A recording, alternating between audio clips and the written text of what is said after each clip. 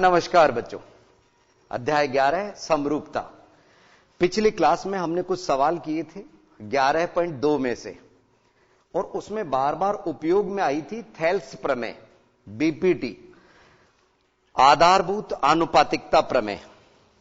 आज हम उसी प्रमेय का प्रमाण यानी कि प्रूफ समझेंगे। अक्सर एग्जाम में सिद्ध कीजिए के साथ में वो लैंग्वेज आती है। सिद्ध कीजिए किसी त्रिभुज की एक भुजा के समांतर खींची गई एक रेखा त्रिभुज की शेष दो भुजाओं को प्रतिच्छेद करे तो वह दोनों भुजाओं को समान अनुपात में विभाजित करती है। और उसके साथ में एक सवाल भी डाल दिया जाता है। तो पहले हम यही जो प्रमेय है, प्रमेय 11.1,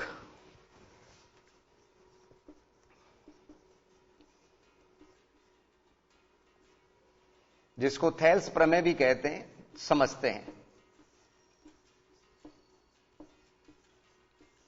और बच्चों, राजस्थान में कई बच्चे हमारे साथ साथ चल रहे हैं। अपने एडवांस में पढ़ने की जो आदत है वो अपने बखूबी निभा रहे हैं।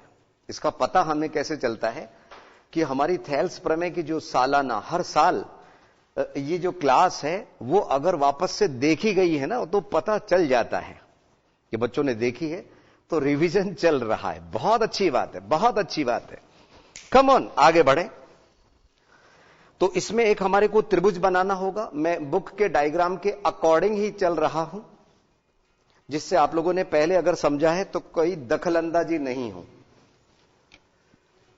सीबीएसई में भी ये है बच्चों थेल्स प्रमेय। बस जैसा आपको बताया, यहां चैप्टर 11 है, एनसीईआरटी की बुक में छठा चैप्टर है।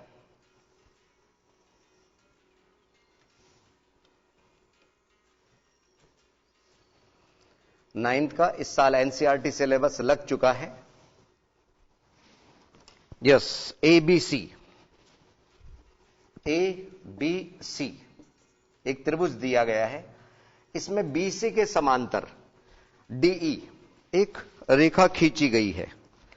डीई कहीं पे भी हम ले सकते हैं, मध्य में, ऊपर नीचे, कहीं पे भी। ये हमने डीई लिया, याद रखिएगा। डीई बीसी के समांतर खींचनी है।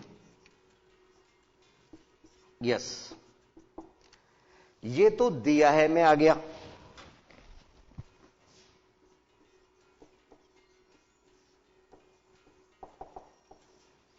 त्रिभुज एबीसी, जिसमें डीई समांतर बीसी,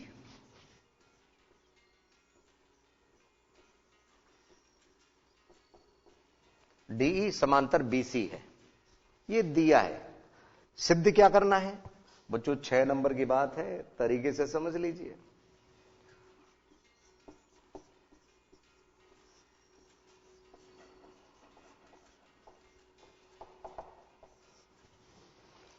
यस, सिद्ध ये करना है कि एडी अपॉन डीबी बराबर एई अपॉन ईसी। अब हम कुछ पार्ट इसमें सिद्ध करने में, रचना में क्या करते हैं वो भी समझ लीजिए। एक तो हमने डी को सी से मिलाया, ई को बी से मिलाया। तो मैं कह रहा था उपपत्ति के कुछ पद हम हो सकता है आसान करने के लिए छोड़ दें बुक में से, उतना याद रहना ही चाहिए।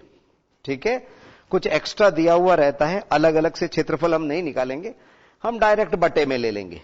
कैसे? ध्यान दीजिए। रचना, हर एक प्रमेय में रचना हो ये कोई जरूरी नहीं है, यहां है। और बुक में चाहे रचना को डॉट डॉट से नहीं बता रखा हो, आप डॉट डॉट से बनाइए रचना के पद। ठीक है ना?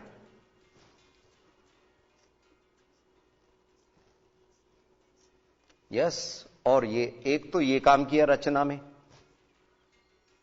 इसको इससे मिलाया और इसको इससे मिलाया। अब आप कहोगे सर इसको इससे तो एक ही बात है। अरे बच्चों, डी को सी से मिलाया, बी को ई से मिलाया। और दूसरा काम हमने डी से एक लंब खींचा, डी जी, जो बुक में नाम है वही हम ले रहे हैं। 90 डिग्री का ये एंगल यहां बना रहा है, डी जी। और एक है ई एफ। E F.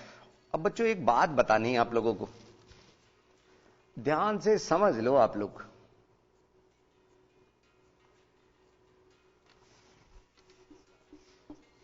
कोई भी त्रिभुज है ना, मान लीजिए कोई त्रिभुज है, इसका ये आधार लिया, समकोण त्रिभुज नहीं है, आधार ये है, तो हम यहां ऊंचाई ज्ञात करने के लिए लंब डालते हैं। तो न्यून कोण त्रिभुज में तो आपने देखा लंब आधार पे यूं बीचों बीच आ गया, समकोण पे तो कोई दिक्कत ही नहीं होती, 90 डिग्री दोनों ही ये बेचारे, तो ये आधार और ये उसकी ऊंचाई हो गई।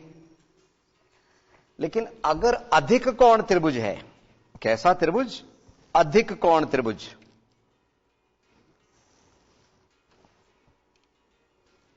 अब कुछ बच्चों का यह है कि सर ये अधिक कोण त्रिभुज क्या होता है? अरे बच्चों समझ के बैठा करो आप लोग। अधिक कोण त्रिभुज में क्या होता है? एक कोण अधिक कोण होता है। क्या बोला मैंने? एक कोण अधिक कोण होता है अधिक कोण त्रिभुज में। तो ये कोण अधिक कोण है। अब यदि इसको मैंने आधार बना दिया,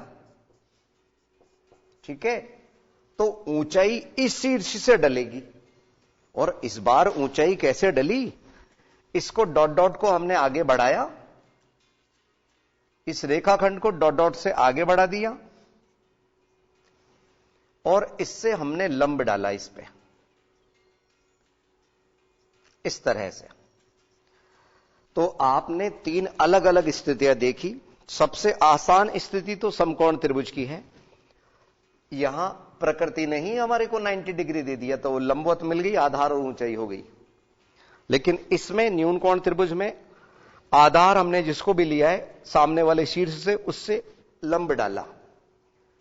और तीसरी स्थिति में यदि अधिक कोण त्रिभुज है 180 में, ये दोनों एक्यूट एंगल और ये ऑब्ट्यूस एंगल, यानी अधिक कोण, एक कोण अधिक कोण है और ये यहां है, तो इसमें एक्सटेंड करनी पड़ेगी हमारे को, ये बाहर डॉट डॉट से बढ़ानी पड़ेगी, वहां लंब आएगा। ये बात इनमें लगेगी, फिर आप में से कुछ नन्हे मुन्ने बच्चों को समझ नहीं आएगी, इसलिए एडवांस में ही हम आपको समझा रहे हैं। क्या बात लगेगी? ध्यान रखिए कि ये जो त्रिभुज है, इस त्रिभुज का ये कोण अधिक कोण है, इधर ये कोण अधिक कोण बन रहा है, क्योंकि यहां 90 बनता और इसको हमने इधर फैला दिया, ये इधर फैल गया। तो अधिक कोण ये होने से इसकी ऊंचाई जो है ना, कभी आप देखोगे डीजी लेंगे, कभी ईएफ लेंगे। वो अभी जैसे जैसे सवाल आएंगे वैसे वैसे समझाएंगे। तो पहले तो ये बात जो इसमें लग रही है वो समझ लीजिए आप लोग, ठीक है। अब क्या करेंगे? ध्यान दीजिए। यस,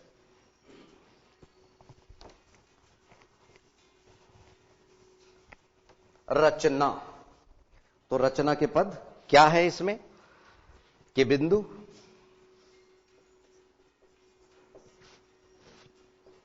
डी को सी से तथा बी को ई से मिलाया। एक काम तो ये किया, और फिर क्या किया? यहां 90 डिग्री का कोण चाहे उधर बना दीजिए चाहे इधर बना दीजिए, तथा डीजी, ये लंब का चिन्ह है बच्चों, उल्टा टी, डीजी लंब एसी एवं ईएफ लंब एबी खींचा।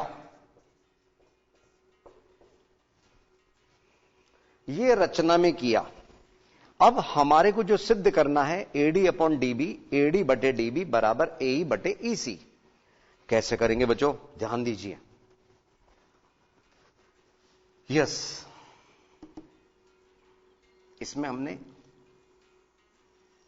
उपपत्ति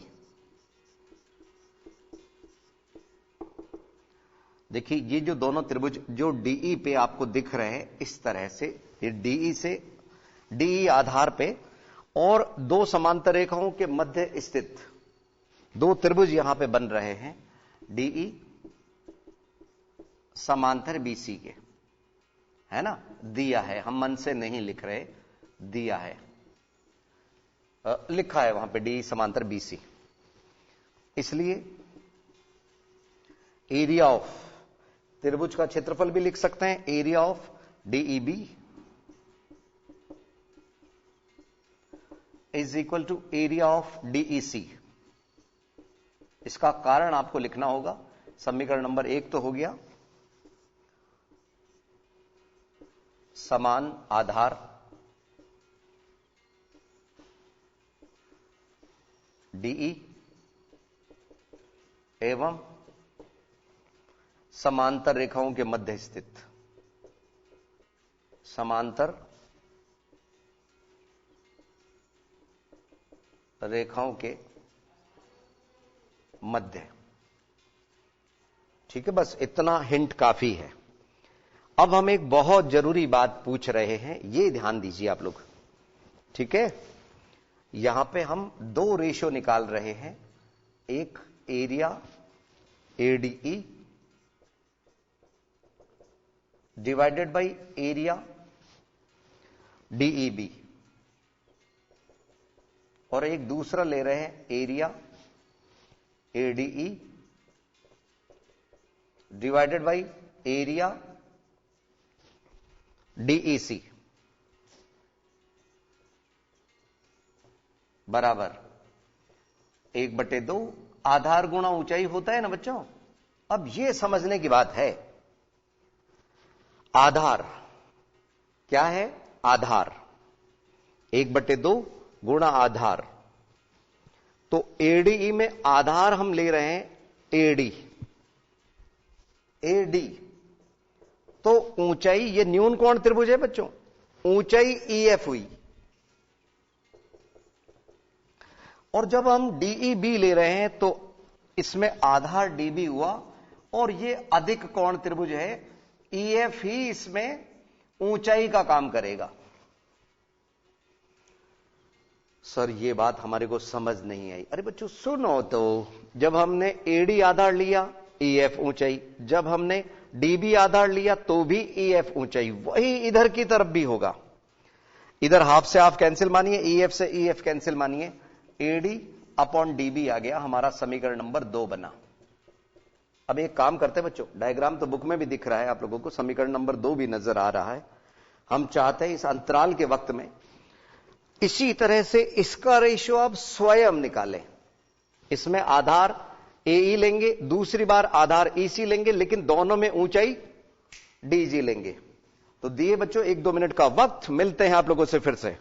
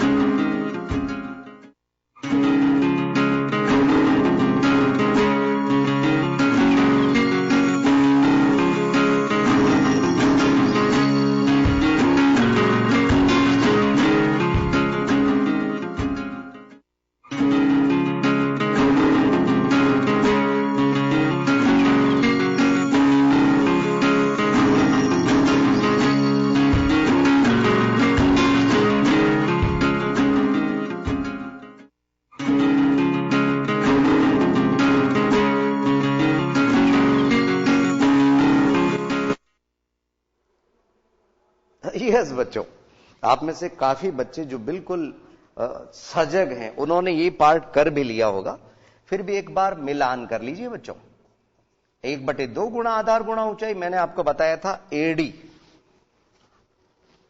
एडीई, एडीई ही ऊपर लिया था, एडीई ही नीचे लिया अभी अभी हमने, लेकिन इस बार हम आधार एई ले रहे हैं। तो एई आधार लेने पे ऊंचाई डीजी, डीजी, क्योंकि ये न्यून कोण त्रिभुज है बच्चों, डीजी। और जब हमने आधार लिया ईसी, तो ऊंचाई वही डीजी हुई। 1/2 से 1/2 कट गया, डीजी से डीजी कट गया, क्या आया? एई बटे ईसी, समीकरण नंबर 3। अब आप देख रहे हैं बच्चों, समीकरण नंबर 1 क्या कह रहा था? डीईबी का क्षेत्रफल डीईसी के क्षेत्रफल के बराबर है। ये डीईबी डीईसी हमने बटे में लिखा है, और एडीई ऊपर एक जैसे दिख ही रहे हैं। यानी कि फर्स्ट कह रहा है कि ये जो दोनों अलग अलग दिख रहे हैं ना, एक्चुअल में ये क्षेत्रफल में समान हैं।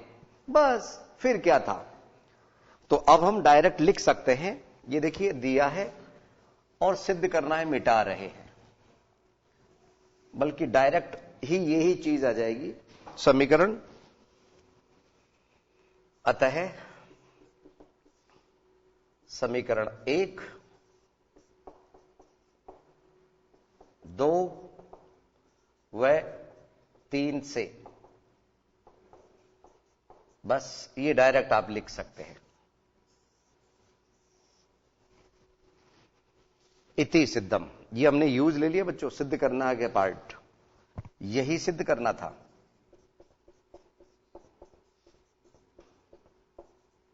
क्योंकि ये दोनों इक्वल है, और इनका क्षेत्रफल इक्वल कैसे आ गया? क्योंकि एडी कॉमन है, बटे में जो अलग अलग दिख रहा है वो समीकरण नंबर 1 कह रहा है कि वो एक जैसे ही है। ठीक है बच्चों, ये था हमारा थेल्स प्रमेय का मामला, 11.1 प्रमेय।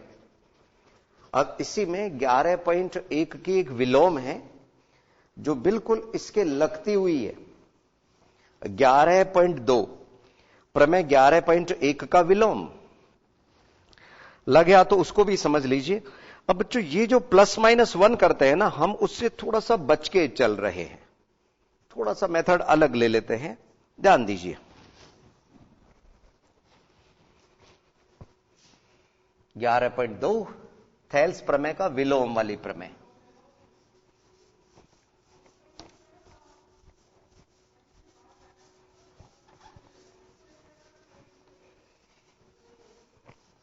तो इसको बार बार थोड़ा सा दोहराएंगे तो आपको बहुत अच्छी तरह से याद हो जाएगी बच्चों ये प्रमेय। अब क्या है अगले में, विलोम में डायग्राम इसी तरह का है। 11.2 थेल्स प्रमेय का विलोम, उसमें क्या है?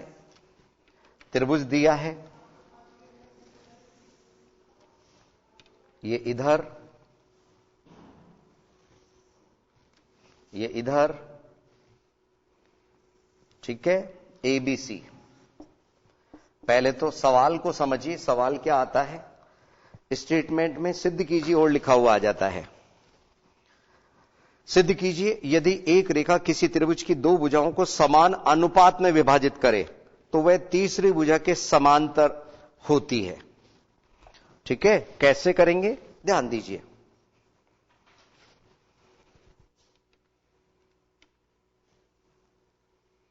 इसमें बच्चों केवल अभी आप अर्थ समझ लीजिए, इसका अर्थ समझ लीजिए, क्योंकि हम सवाल भी आज करना चाहेंगे, फिर कुछ छुट्टियां आ जाएंगी तो आप दोहरा नहीं पाएंगे।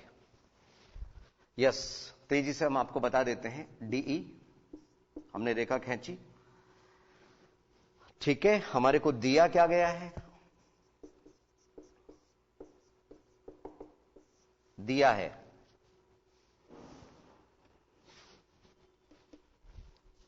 एडी अपॉन डीबी, बराबर AE अपॉन AC। ठीक है, सिद्ध क्या करना है?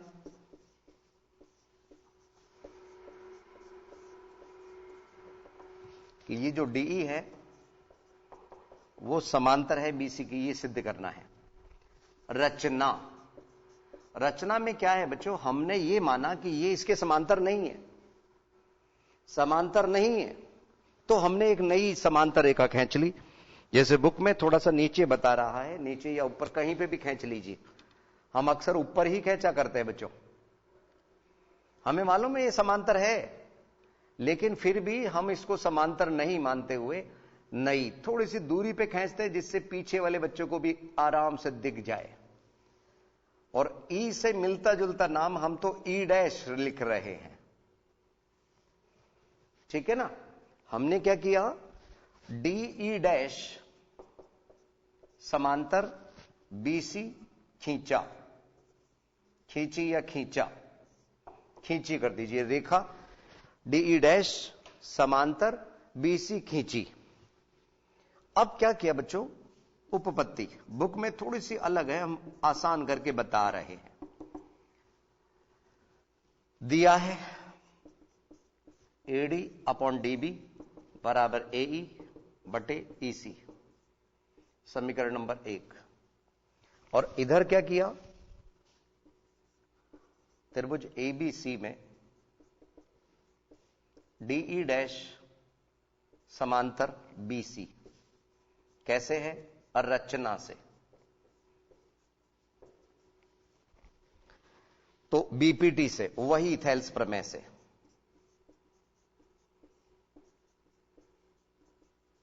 थेल्स प्रमेय से क्या हुआ, AD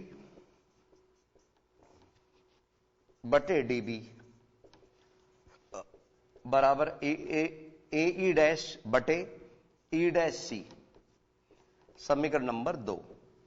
अब आप देख रहे हैं समीकरण नंबर 1, समीकरण नंबर 2 में लेफ्ट हैंड साइड इक्वल है, इक्वल है, तो समीकरण 1 व 2 से, समीकरण 1 व 2 से लेफ्ट हैंड इक्वल होने की वजह से क्या किया, AE बटे EC बराबर AE डैश बटे E डैश C। अब ये कब संभव है बच्चों, AE बटे EC AE डैश बटे E डैश C के संभव कब है, जब E और E डैश दोनों एक ही पॉइंट हो। ठीक है, यानी संगामी है, ये अलग नहीं है, इसी पे आके गिरने वाली है। यह है तब ही संभव है जब E व E डैश एक ही बिंदु हो,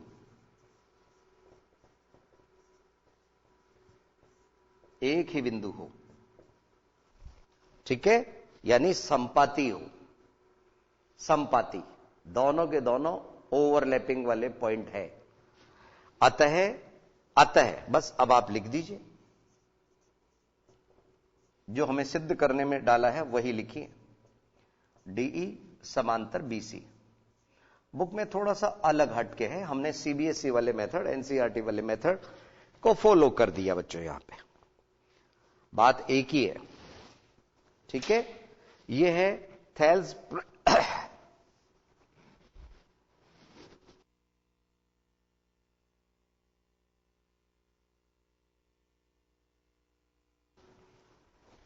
यह है थेल्स प्रमेय का विलोम। कभी कभी सवालों में जब हमारे को पैरेलल लाइन सिद्ध करने वाली आएगी, तब थेल्स प्रमेय का विलोम का उपयोग होता है। जब अनुपात के बारे में आए तो डायरेक्ट थेल्स प्रमेय लगती है। ठीक है ना बच्चों, देखिए 11.2 में पहला और दूसरा सवाल हम ले चुके थे, और कुछ सवालों में थोड़ा सा अधूरे सवाल भी हैं बच्चों यहां पे, वो भी हमारे को देखना पड़ेगा। ठीक है, जैसे सवाल नंबर 4 में त्रिभुज ABC में समान भुजाओं ए बी व ए सी, तो ये छपा नहीं इसके अंदर, वो ध्यान रखना। कुछ जगह पे हमारे को थोड़ा सा प्रिंटिंग मिस्टेक भी सुधरवानी पड़ेगी। देखिए सवाल नंबर 3, पेज नंबर 162, 162। आपको दिए गई आकृति में 11.16 में OA, OB, OC क्रमशः L, M एवं N बिंदु इस प्रकार स्थित है कि LM समांतर है AB और MN समांतर है BC, तो दर्शाइए LN समांतर AC है। तो इसमें 11.1 प्रमेय भी लगेगी, 11.2 भी लगेगी। पहले 11.1 लगती रहेगी, फिर 11.2 लगेगी। कैसे, समझिए ध्यान से।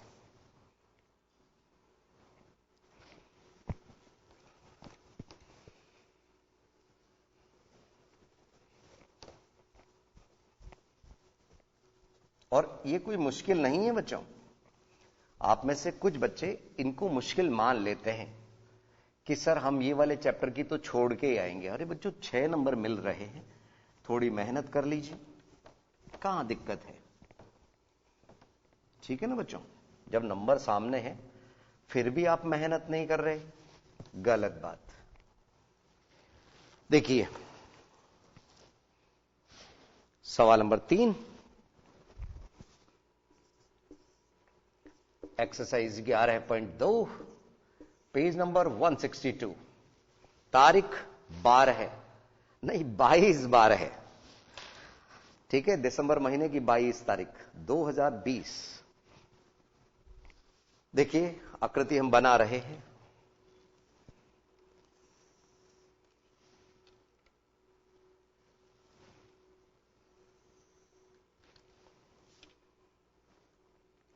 यस, ये त्रिभुज दिया गया है ABC। इसमें आप लोगों को कोई O बिंदु दिया गया है। ये O बिंदु हमने ले लिया, इसको A से, B से और C से मिलाया गया है।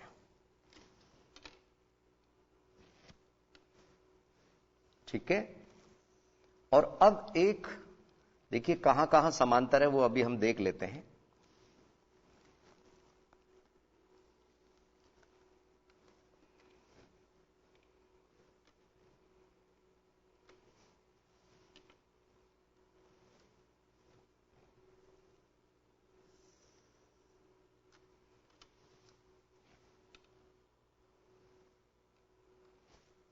यस,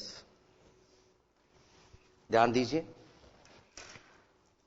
MNL, ये M है, N है, L है, ये बिंदु O।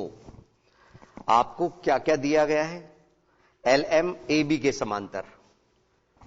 LM, ये यहां पे एरो लगा लीजिए बच्चों, ये मदद करेंगे आपकी। MN BC के समांतर, ये डबल एरो लगा लीजिए और दर्शाइए। ये तीसरी हमारे को सिद्ध करना है। ठीक है बच्चों, तो जैसा मैंने आपसे कहा 11.1 भी लगेगी, 11.2 भी लगेगी। तेजी से लिख रहे हैं क्योंकि वक्त कम है। दिया है त्रिभुज ABC में, सीधी मैं समांतर की बात ले रहा हूं। LM समांतर है AB और MN समांतर है BC। आपको सिद्ध क्या करना है? सिद्ध करना है LN समांतर AC। रचना की इसमें कोई जरूरत नहीं है, सीधे उपपत्ति पे आते हैं। देखिए पहले ये वाला त्रिभुज लिया, त्रिभुज OAB में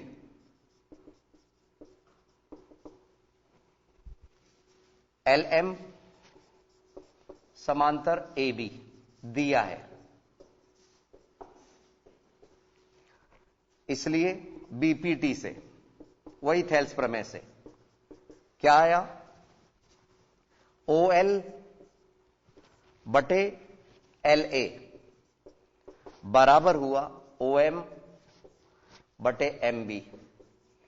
समीकरण नंबर 1। अब त्रिभुज ओबीसी में वही MN समांतर किसके है? BC के दिया है,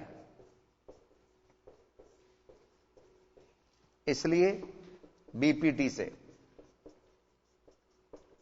से क्या हुआ यहां पे? OM बटे MB बराबर ON बटे NC, समीकरण नंबर 2। अब आप देख रहे हो बच्चों, ये पार्ट आपको नहीं भरना है, ऐसे ऐसे सर्किल से आपको नहीं बनाना है, ये पार्ट दोनों में कॉमन है। तो इसलिए समीकरण 1 व 2 से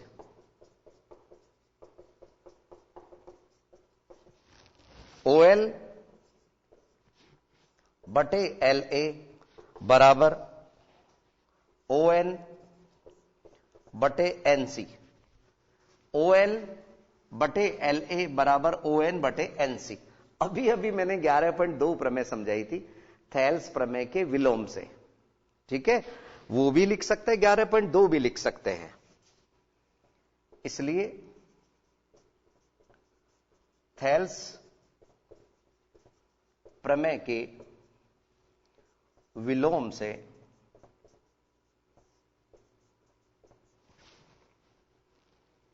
हमें जो सिद्ध करना है वो लिखा जा सकता है LN समांतर AC। जो लैंग्वेज यहां है वही आने दीजिए, LN समांतर AC, क्योंकि थेल्स प्रमेय की विलोम यही कहती है कि अगर आपका अनुपात समान आ रहा है, इसका मतलब हो न हो ये भुजा इसके समांतर है। ठीक है बच्चों, बस यही सिद्ध करना था। इति सिद्धम हैंस प्रूव्ड। इस तरह के हैं, ठीक है ना बच्चों। 24 से आप लोगों की छुट्टियां वगैरह स्टार्ट होगी, 24 से नहीं 25 से 31 तक, तो उससे पहले एक क्लास अभी हमारी होनी बाकी है। तो इसी तरह के सवाल कुछ और लेंगे बच्चों, चिंता मत करिए, लेकिन अपना रिवीजन प्रैक्टिस बरकरार रखिए। तो आज के लिए इतना ही, अगली क्लास में कुछ नया लेके हम फिर हाजिर होंगे। नमस्कार।